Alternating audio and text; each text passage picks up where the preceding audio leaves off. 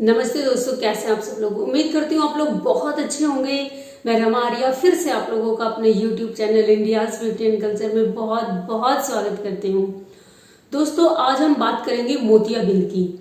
ये जो मोतियाबिंद है ये दो तरह का होता है। एक सफेद मोतियाबिंद जिसे कैटरेक्ट बोलते हैं, एक होता है काला मोतियाबिंद जिसको हम ग्लूकोमा बोलते हैं। कैटरेक्ट और ग्लूकोमा दोनों ही आंखों के अलग अलग हिस्सों की बीमारी है।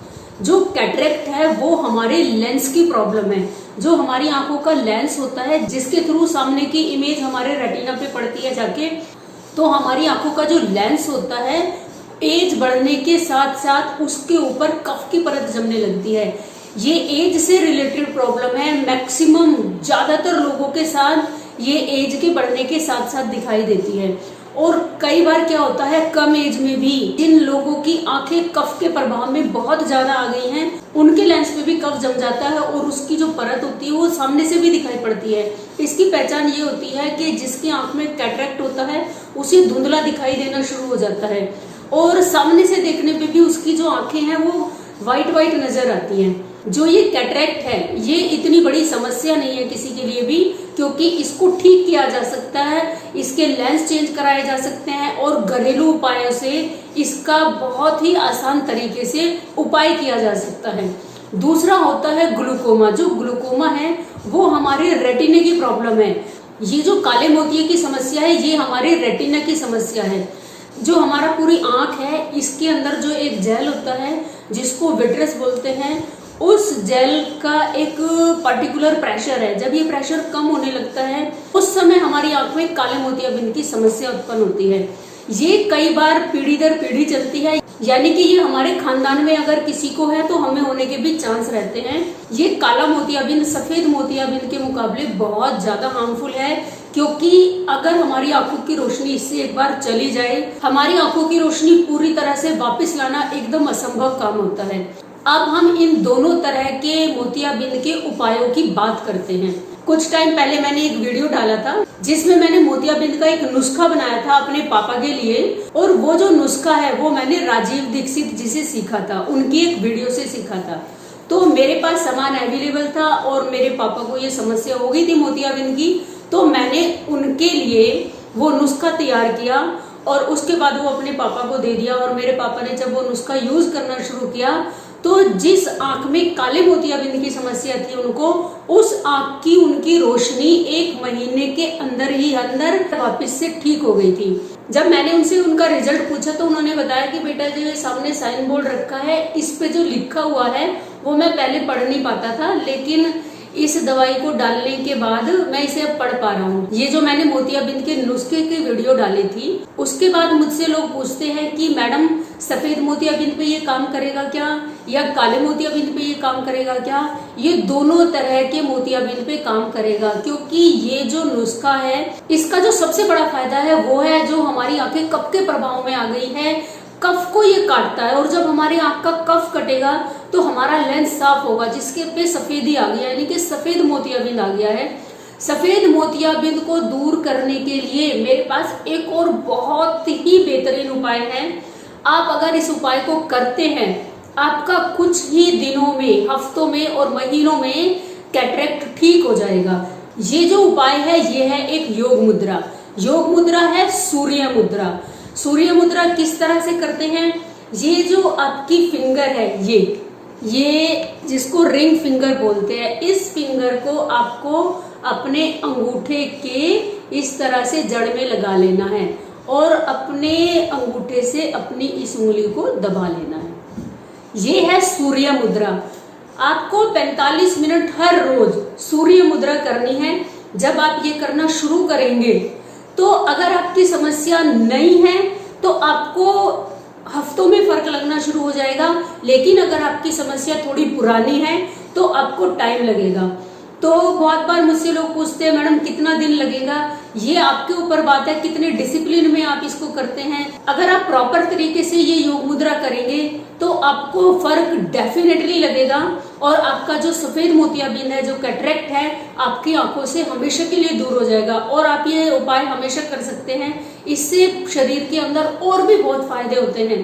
तो 45 मिनट का समय है, आपको इस तरह से ये योग मुद्रा लगा के स्पाइन सीधी करके आराम से बैठ जाना है। अगर आप पालती लगाकर बैठ सकते हैं तो पालती लगा के बैठ जाएं, सुखासन में बैठ सकते हैं, पद्मासन में बैठ सकते हैं, आप सोफे पे बैठ सकते हैं, चेयर पे बैठ सकते हैं, जैसे आपकी इच्छा हो वैसे बैठ सकते हैं। बैठ जाइए आराम से।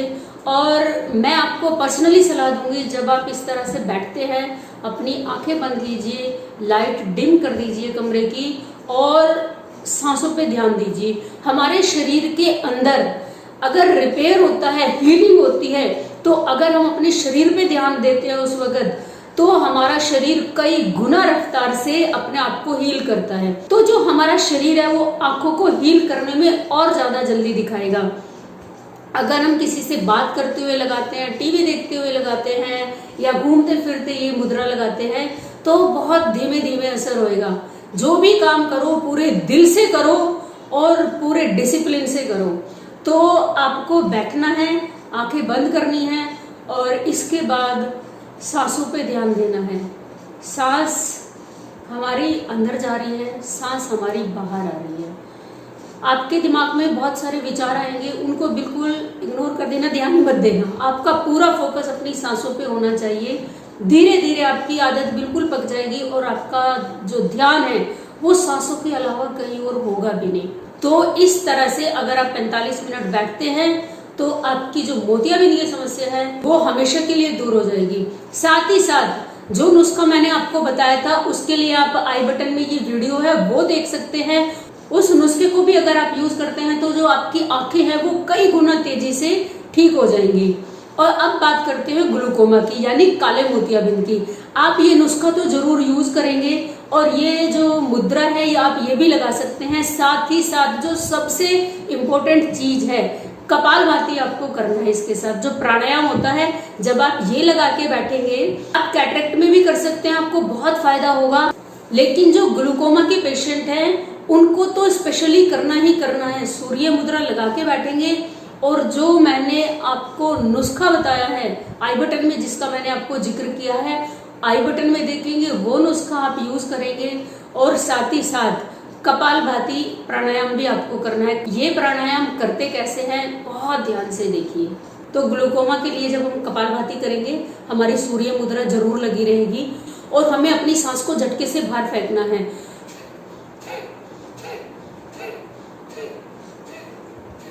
इस तरह से स्पीड आप अपने हिसाब से रखिए। शुरुआत में आप अपनी स्पीड धीमी रख सकते हैं, लेकिन जैसे जैसे आपको आदत पड़ती है तो आप अपनी स्पीड बढ़ा सकते हैं। तो इस तरह से एक बार फिर ध्यान से देखिए। जब आप सांस बाहर फेंकेंगे तो जो आपका पेट है वो अंदर जाएगा। इस तरह से पेट को आपको अंदर खींचना है, आपकी सांस बाहर आएगी। बस इसी तरह से आपको लगातार करना है। ध्यान से सुनिए, ग्लूकोमा में आपको कपालभाति करना है सूर्य मुद्रा लगाकर, और साथ ही साथ जो नुस्खा मैंने आपको अपनी लास्ट वीडियो में बताया था मोतियाबिंद की, वो यूज करना है। मुझे पूरा भरोसा और उम्मीद है कि आपकी जो ये समस्या है इस पे आप काबू पालोगे।